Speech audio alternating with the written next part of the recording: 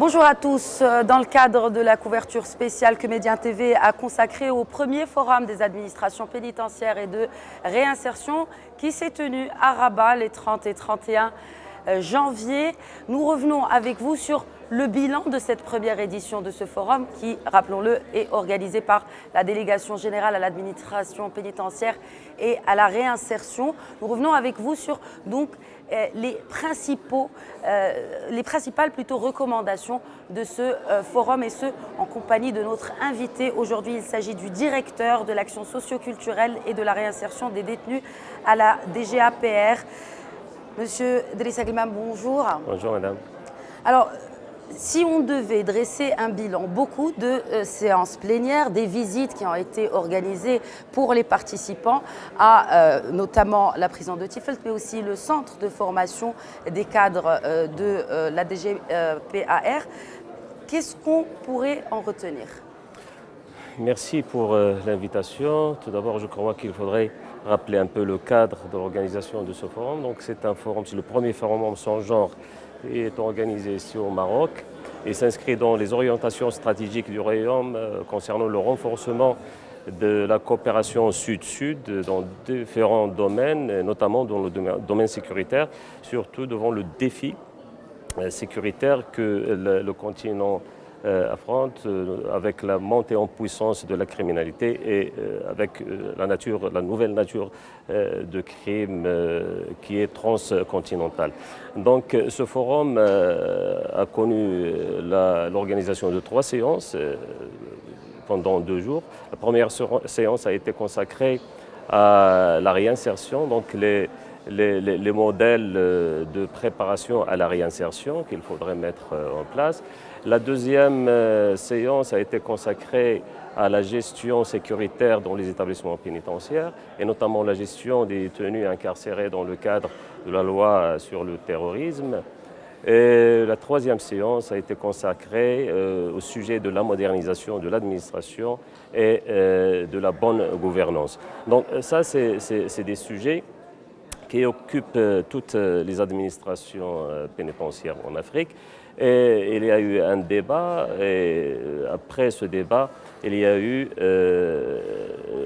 parmi les outputs des recommandations. Parmi les recommandations, d'abord, c'est qu'il faudrait assurer la pérennité de ce genre de rencontre, de ce forum.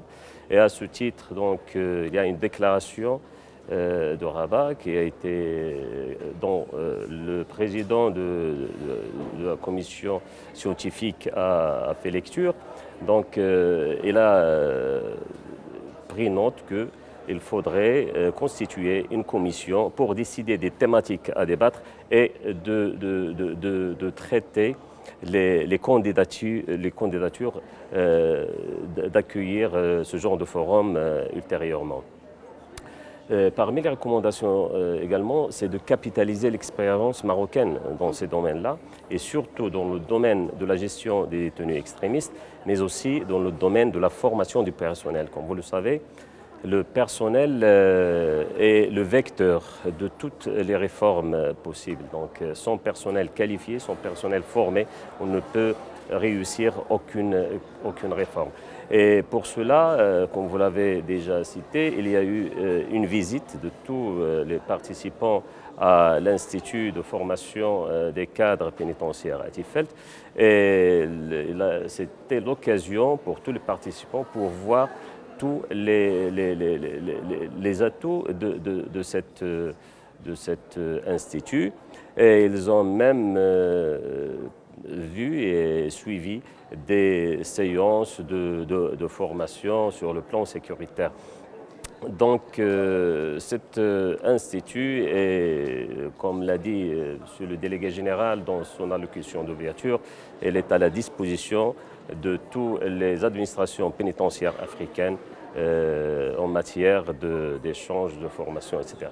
Alors, quand on parle justement de réinsertion, aujourd'hui, il est clair que cette question est fondamentale dans la gestion pénitentiaire de manière générale. Quels sont les défis pour arriver justement à une réinsertion efficiente des détenus. Donc là, comme vous l'avez dit, la réinsertion des détenus, c'est un défi. Et c'est un objectif principal pour toutes les administrations pénitentiaires. Cette question de réinsertion a ses fondements depuis les années 40 et même avant avec le mouvement de la défense de la sécurité sociale avec l'italien Filippo Grammatica, puis après avec le mouvement de la défense sociale nouvelle avec le français Marc Ancel, qui y est focalisé sur la personne. Donc le défi, c'est le défi de voir comment une personne qui est contre les lois et contre le règlement de la société, comment l'amener à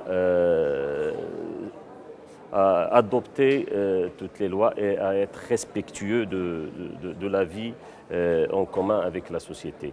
Donc il y a trois acteurs principaux dans cette opération de la réinsertion. Il y a, comme j'ai dit, la personne, mais il y a aussi la société. Donc, et la première cellule dans la société, c'est la famille. Et il y a également les politiques